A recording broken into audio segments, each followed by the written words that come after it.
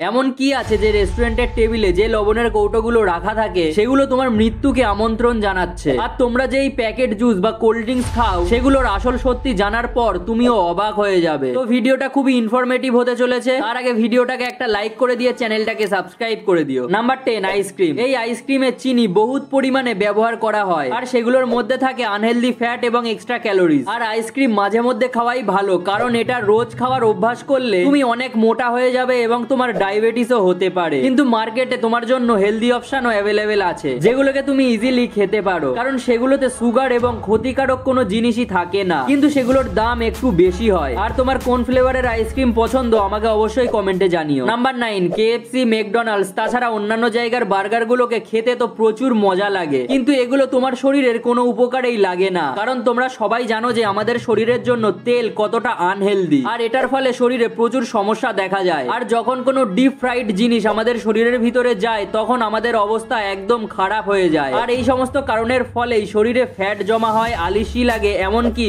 হৃদরোগ পর্যন্ত হতে পারে। কিন্তু তুমি এখন ভাবছো যে পরে যদি ইচ্ছা হয় তাহলে কি করে খাবো, তো এটার জন্য এয়ার ফ্রাইডের মতন অল্টারনেটিভের দিকে তুমি যেতেই পারো, যেটাতে তেল খুবই অল্প পরিমাণে দিতে হয়, আর সেটার প্রসেস ডিপ ফ্রাইয়ের থেকে সম্পূর্ণ আলাদা হয়। আর যে বার্গার গুলোকে আমরা হেলদি ভাবি সেগুলোর মধ্যে নানা রকমের সস দেওয়া থাকে, কার্বোহাইড্রেটের পাউরুটি এবং ফ্রাইড মিট প্যাটি থাকে, যেটা দেখতে তো সুস্বাদু লাগে কিন্তু সেটা আসলে বিষের মতন কাজ করে। Number 8, processed and frozen meat. এই জমানো মাংসগুলো তুমি শপিং মলে দেখেছো, আর এই সমস্ত প্রসেসড মিট গুলো তুমি মার্কেটে প্রচুর পরিমাণে পেয়ে যাবে, যেমন কি কাবাব, ফিশ, তাছাড়া আরো অনেক কিছুই আছে যেগুলোকে তুমি অল্প সময়ের মধ্যেই রান্না করে খেয়ে নিতে পারবে, আর তারপরেই এই খাবারগুলো ভিতরে গিয়ে তোমাকে খাওয়া শুরু করে দেবে। এই সমস্ত খাবারে সোডিয়াম, স্যাচুরেটেড ফ্যাট আর প্রিজারভেটিভস প্রচুর পরিমাণে দেওয়া হয়, যার ফলে এগুলোর ফ্লেভার অনেক মাস ধরে থাকে, আর এই জিনিসগুলোই আমাদের এতটা ক্ষতি করে যে আমাদের মারণকারী রোগও হতে পারে। আর এই সমস্ত খাবারকে অ্যাভয়েড করে তুমি ফ্রেশ মাংস অথবা কোনো প্রোটিন জাতীয় খাদ্য খেতেই পারো। নাম্বার 7, এই লিস্টে নেক্সট যে জিনিসটা আছে সেটা এতটা ক্ষতিকারক যে মনে করো তুমি সরাসরি বিষ পান করছো, তবুও এই জিনিসটাকে প্রতিদিন 200 কোটিরও বেশি পরিমাণে বিক্রি করা হয়। হ্যাঁ, এই জিনিসটাকে আমরা কোল্ড ড্রিঙ্কস হিসাবে চিনি। এটা দেখতে এবং খেতে খুবই ভালো লাগে, কিন্তু এটা খুবই ক্ষতিকারক, কারণ এই ড্রিঙ্কস গুলোতে চিনি আর ফ্লেভার ছাড়া কিছুই থাকে না। আর এই কোল্ড ড্রিঙ্কস গুলো আমাদেরকে গিফট হিসাবে ফ্যাট, হজমের সমস্যা তাছাড়াও অন্যান্য সমস্যা দিয়েই থাকে। কিন্তু যাই বলো, গরমের দিনে এটার ফলে কিছুটা স্বস্তি তো পাওয়া যায়, রাইট? কিন্তু গরমের দিনে আমরা এটার বদলে ফ্রেশ ফলের রস খেতে পারি স্বচ্ছ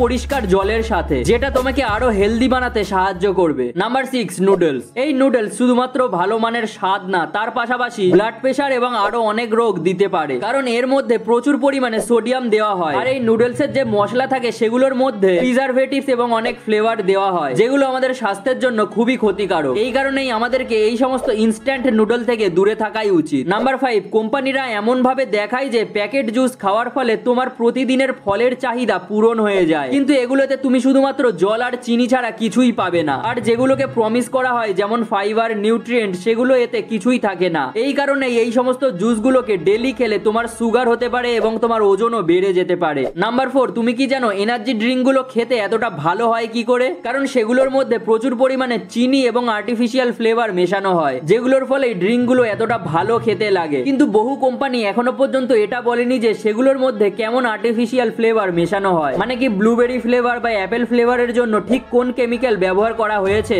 সেগুলো এখনো পর্যন্ত কোনো কোম্পানি বলে না। নাম্বার 3, খেতে বসে রান্নাতে যখন লবণ কম হয় তখন আমাদের লবণ লাগে, যেগুলোকে আমরা খাবারের উপরে অল্প করে ছড়িয়ে দিই। আর কারোর যদি এটা অভ্যাস হয়ে যায় তাহলে সেই খাবার যেমনই হোক না কেন খেতে বসলে তার লবণ লাগবেই। তবে এটা জেনে রাখো, আমাদের শুধুমাত্র হিমালয়ান সল্ট অথবা সি সল্টই ব্যবহার করা উচিত এই সমস্ত টেবিল সল্টের বদলে, কারণ টেবিল সল্টকে চকচকে বানানোর জন্য সেটাকে ভালো করে ব্লিচ করা হয়, যেটার ফলে সেই লবণের ন্যাচারাল মিনারেল শেষ হয়ে যায় আর সেটাতে প্রচুর পরিমাণে সোডিয়াম পাওয়া যায়। নাম্বার 2, তোমার নজরে কোন কোকা কোলা সব থেকে ভালো, নর্মাল কোকা কোলা নাকি ডায়েট কোকা কোলা? তোমাদের মধ্যে অনেকেই এটা ভাবো যে ডায়েট কোকা কোলা অনেক ভালো হয়, কিন্তু এমনটা না, কারণ এটার মধ্যে প্রচুর পরিমাণে ফ্লেভার মেশানো হয়, এমনকি এটা আমাদের ক্যান্সারের কারণও হতে পারে। এই কারণে এই ডায়েট কোকের নামে বিক্রি হওয়া জিনিস থেকে আমাদের দূরে থাকাই উচিত। আর এই ডায়েট কোক পান করার জন্য একদম উপযোগী নয়, কারণ এটার ফলে তোমার বিন্দুমাত্র ওজন কমবে না। যদিও এটাকে কনফার্ম করার জন্য অতটাও পরীক্ষা করা হয়নি, তবুও ডায়েট কোকের আর্টিফিশিয়াল ফ্লেভার এবং আর্টিফিশিয়াল কালার তোমার স্বাস্থ্যের জন্য খুবই ক্ষতিকারক। নাম্বার 1, মুভি আর পপকর্নের সম্পর্ক